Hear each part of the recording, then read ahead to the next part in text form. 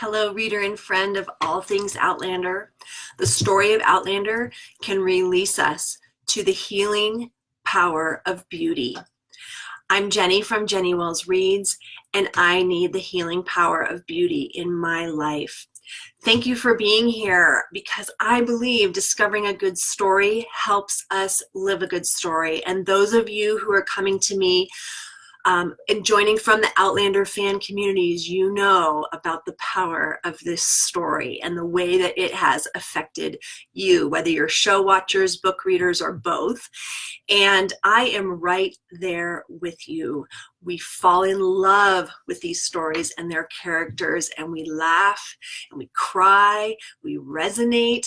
Sometimes the line between fantasy and reality can get a little blurry, and I'm good with that because the stories of the elements of these stories, they touch our hearts, right? And they wake us up.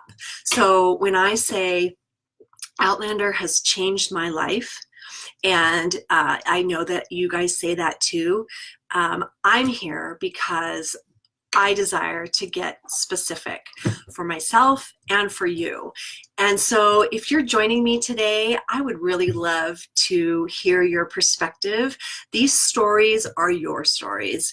And I'm going to share a little bit about how episode 4 of season 4 that was aired last week affected me and make it personal, and also personal for you. So let's talk about that. Let's talk about how the magic of this story doesn't have to just be a fantasy.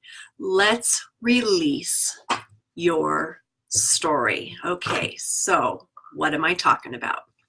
I'm a bookstore owner, and I'm also a teacher, and I desire to intersect the stories we love with the life that we live. What elements of a good story can we bring into our day-to-day lives? And so today, my focus is going to be on the healing power of beauty. Okay, so episode 4 of season 4, Common Ground. There is so much about this episode that really touched me.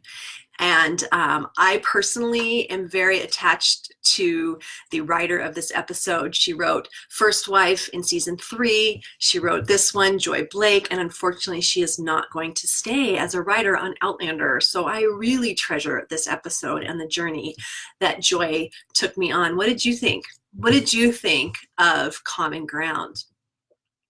So there were several things that happened in this episode that really, I've already said it, touched my heart. Okay, the first one is the exchange between Marceline and Claire. And you guys, I'm working really hard on my end because technology is not my jam to be able to have clips come up during these Facebook Lives. However, so that's coming. Today, I just need you to remember back with me that exchange and just the maternal care that is happening. So we get to think of Leary as a mother and how much Marceline misses her being across the pond.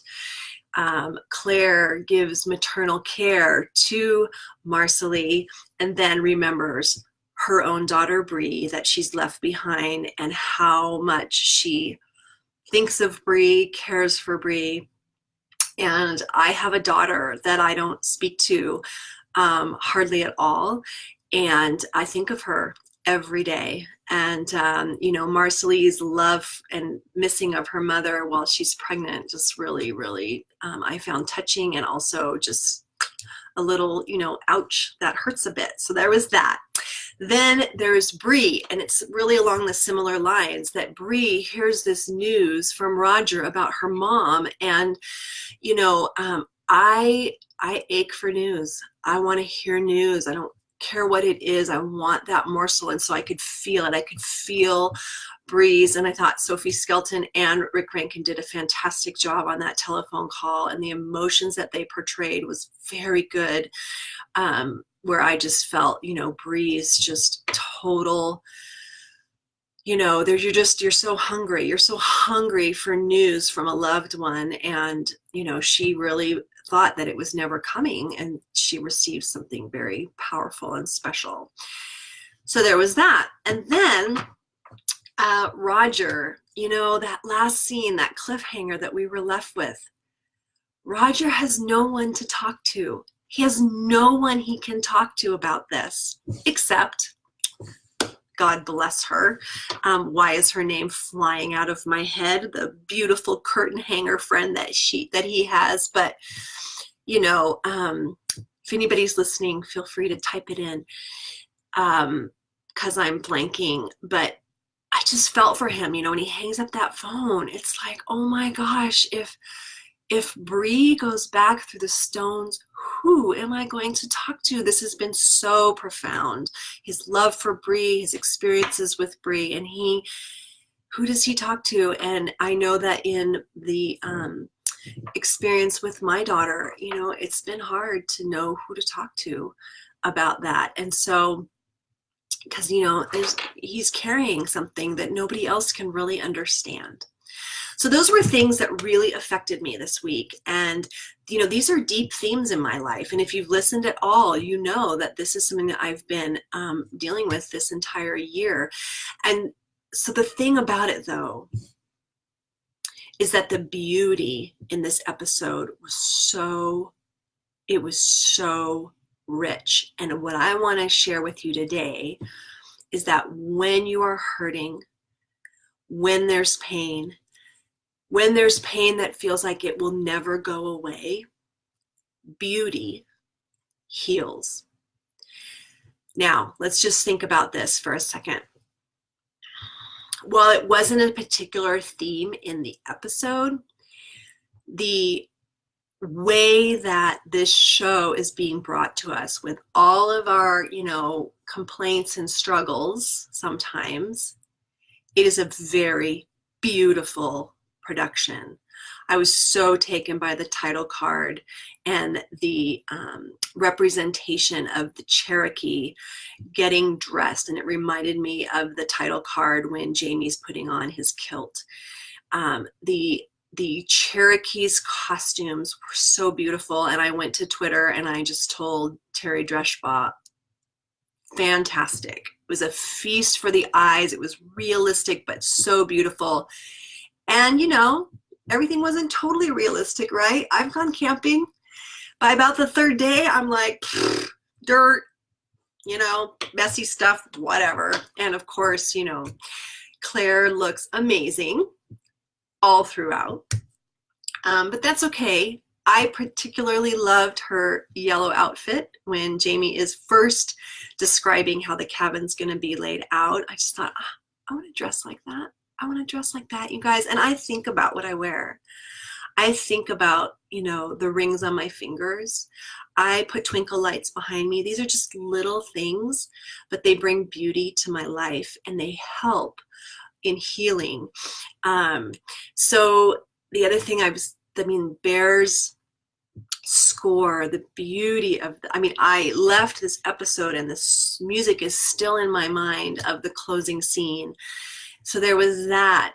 What else oh, you guys. Okay.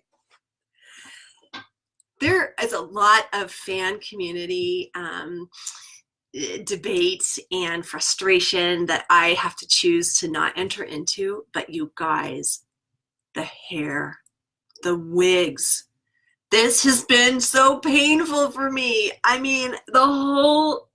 You guys, just Jamie's hair is a character of its own. And I felt like this episode, I was like, oh, the hair is back. Like I had this visceral reaction. No, it's not Sam Hewen's and Katrina Balf's particular hair like we got in season 1. But you guys, this stuff is really important. It takes me into the story. And when they were in the cabin discussing whether they should, move somewhere else on their 10,000 acres of land, I was like, the hair is back. So, these things are really special. Last thing I'll say is just when Jamie finally gets the perimeter of the cabin built, and he takes Claire in and he's talking to her about how the cabin can be laid out. You know, beauty matters. Jamie's talking about the bookshelves, and as a bookstore owner, obviously, of course, bookshelves are a huge part of a home. They're the soul of a home. And, you know, this is where we can put our books to be able to read at night. And Jamie's thinking about the beauty. Now, if you've made it this far and you're only book readers or you're not crazy about the show, when I was reading the books, I was very taken by Claire's love of herbs and wildflowers, and how in that first episode, you know, in the first part of Outlander, that totally opens up this whole world of being a healer with herbs in the 18th century. And so I was just going to show you this week. I'm really excited about this, and I really want to grow herbs. So I bought this book right here, The Green Witch, Your Complete Guide to the Natural Magic of Herbs, Herbs, Flowers, Essential Oils, and More.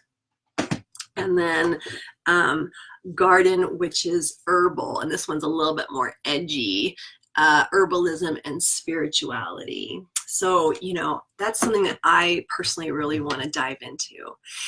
So that was a lot, but all that to say that discovering a good story helps us live a good story.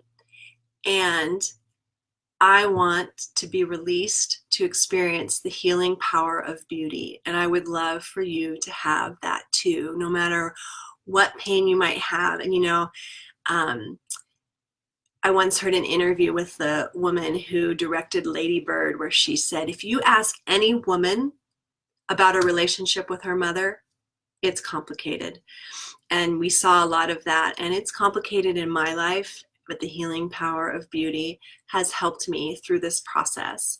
So this week, consider what your intersection might be. And I do have a virtual course that will be released in February called Intersection, a Personal Journey for Outlander Fans, where you can make that connection between the story you love with the life that you live. Thank you for joining me. If you are joining me after the fact, please feel free to leave any comments. Thumbs up are super appreciated.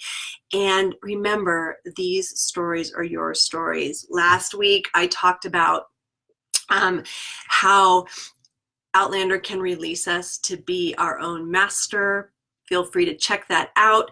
JennyWellsReads.com or here on the Facebook page has all the videos that I have done based on the themes of Outlander. So if you're local, come visit my bookstore in Grass Valley, California, Jenny's Paper and Ink Books.